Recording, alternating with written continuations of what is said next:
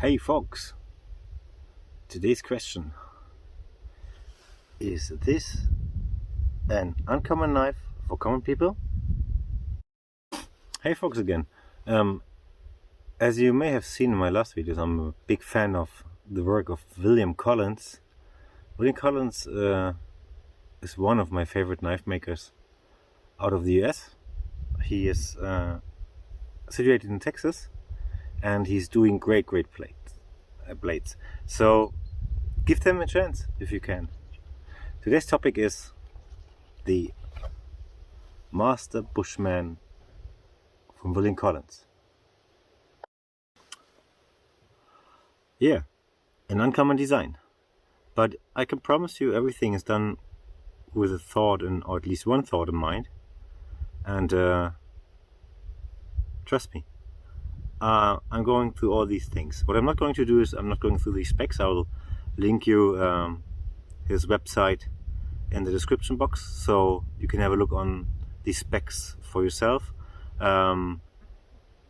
Because yeah, this is not a video about the specs, it's a video about how this knife performs and what is the purpose of all these different shapes and angles, and how I use them. So maybe let's start with the knife. So this knife is called the Master Bushman, so it's pretty clear for what it is made. It is made for, just use it out in the woods for almost every task. The most important thing, or one of the most important things when it comes to knives, is, in my opinion at least, the handle. And you can see it here in the sunlight. This is a well contoured handle. You have scallops here, you have a belly in the middle section, and also something like a bubble in the end, and with an exposed tang. And this exposed tang you can use for crushing nuts or scraping spoons or whatever. So this is also a Coke bottle design, so pretty good. The handle is quite long or large, so if I hold it in my hands, you can see there is plenty of room left on the end. So I have glove size 9 to 10, something like that, but as I said, plenty of room is left. And this is also done with a purpose, because maybe you need sometimes to do some light chopping tasks here, and you can prolong a blade, or the heft of the blade, when you hold it like this at the end, and therefore there is a bubble that you can hold it easily and secure on the end. The fingers in the lanyard, so I can't lose it, and then I can do chopping tasks as well.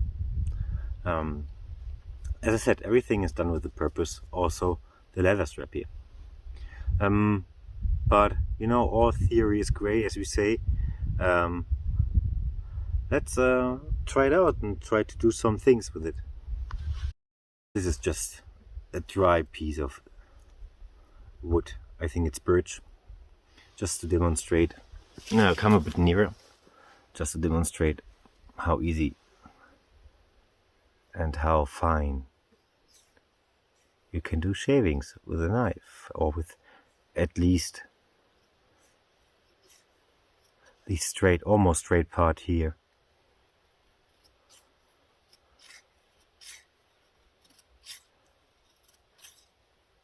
And you can already see certain things. One is, of course, you can do fine feathers, and the second thing is, just have a look on my hand with a knife, because what I'm not doing is I'm not using my wrist to shave off. What I'm doing right now is just moving the knife forward, and because of the angle of the blade is moving from this section, from this tooth to the tip. Because of the angle of the blade.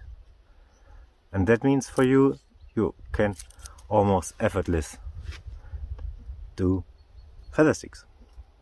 Okay, this is pretty thin, I agree, but this was just to demonstrate how easy it is to do fine tasks. So this section here is, as I said, you can use it for feather sticking or for food preparation. It's in high saber grind, and you can see here is the bevel. It's grinded to almost 12 degrees per side, which is for the most, maybe for the most of you guys, pretty how to say, thin, but it works really well because everything William Collins is doing with his blade, he's doing on his own or in his own shop.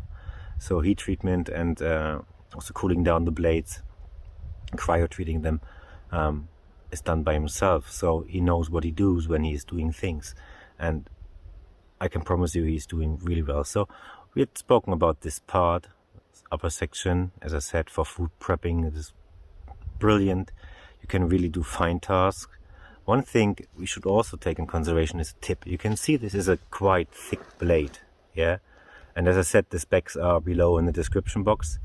And the tip, this is really one of the best things for me on this knife, this tip, because it's really pointy. And you can do a lot of fine things, and I will show you this in a second. But it's also, the blade is thick enough to make it not as, or let me say it this way, that this tip is not the weak spot of this blade. It is definitely not. The blade is thick enough. Yeah. So William Collins is not a big fan of batoning knives, and that's exactly my opinion as well. Yeah, if you want to split something in a large diameter, just use an axe, yeah, or hatchet. But you know, this is somehow legit. Yeah, this is a piece of pine, pretty dry, straight, no knots in it. This is maybe something you would like to baton, and you can baton with this knife. Of course, it is thick enough to do so.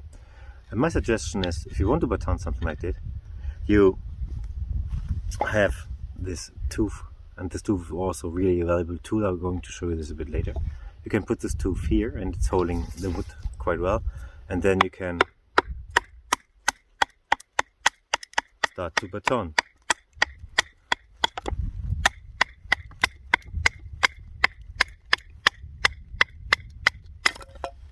And maybe some of you say, hey, but this strange guy is really batoning quite often to split the wood. Yes, I'm doing this with purpose, because as I said, I'm not a big fan of batoning, but when I do, I try to do it as smart as possible, and of course with only the pressure or the energy which is needed to split it slowly and safely. I'm not hammering something on my knife. Why should I do that? We have talked about the section, and we have done some, or I have done some tiny feathers. Let's see how the Scandi part performs, and also where the tooth comes into play. So you can see this is the piece of wood we split just a second ago. As I said, this is dry pine, and of course you can do good and easy feathers with the Scandi part as well. Yeah, the Scandi part is also grind to almost 12 degrees per side, so it's the same angle, and you can see without any effort fine feathers.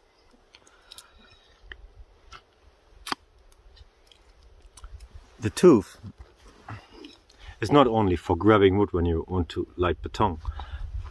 Maybe some of you know tracker knives, and they have something called like a quarter hole, and this is exactly how this performs as well, this tooth. You can take your wood, and you can also do these kind of feather sticks. You see? What pretty nice curves.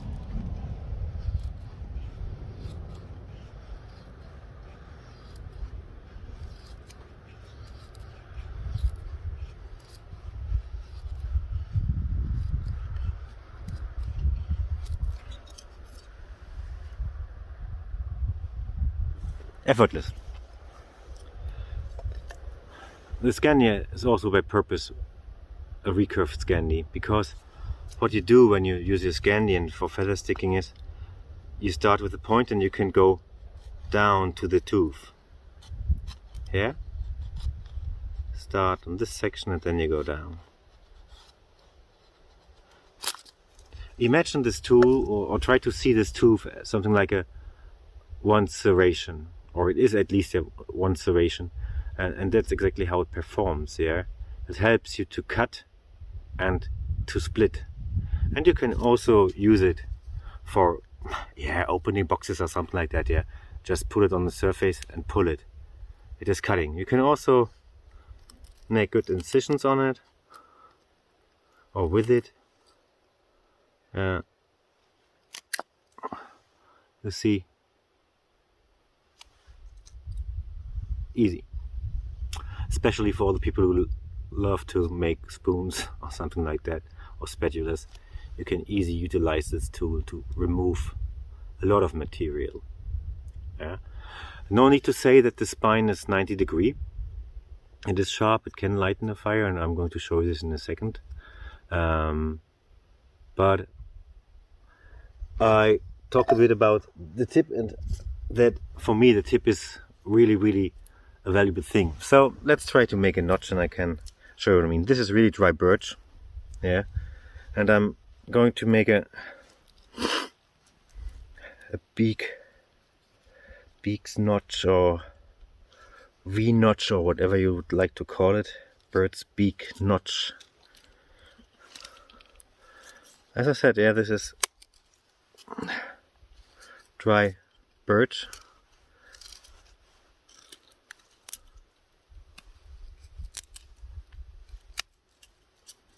You can use, by the way, this tool also to go a bit deeper into this and just following the lines, and then you are on the right way.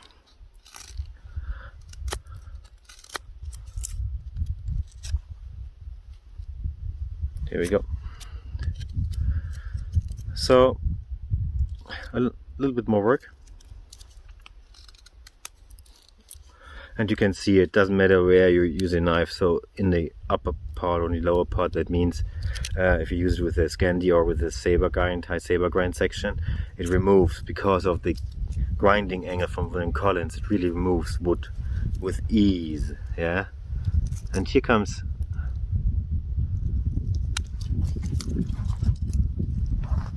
and just try to find the right angle to show you. So I try to get material out of this part because it's not really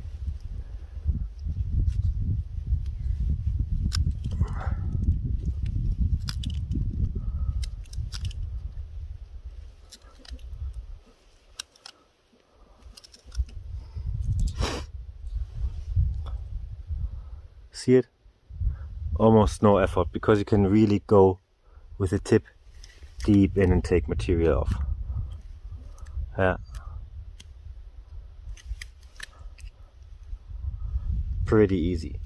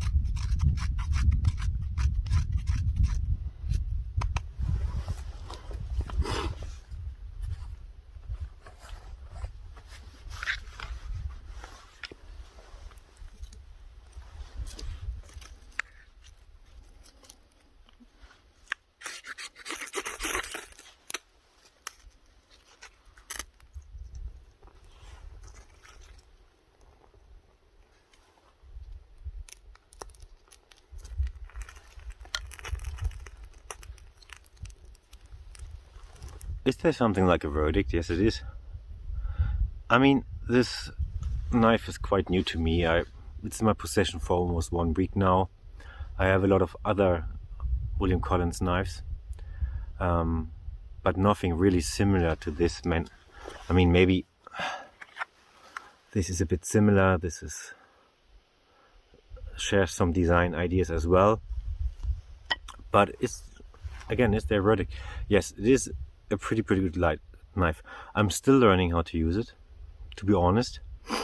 But I can tell you, I have done a couple of things. So you can see something like the chicken coop behind, and I made the whole fences and all the tent pegs I used to fasten the net on the earth with this. And I was also in the woods and doing some stuff like scraping and so on and cutting wood.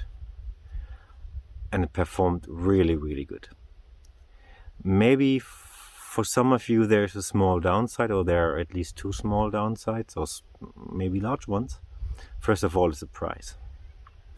William Collins is a one-man show, so he's alone on his shop and he's doing all the steps, from heat treatment, as I said before, to cryo cooling or everything, or grinding and making these scales and grinding these scales as well, and so on, and laser engraving and so on. It's a one-man show, and this comes with a price tag.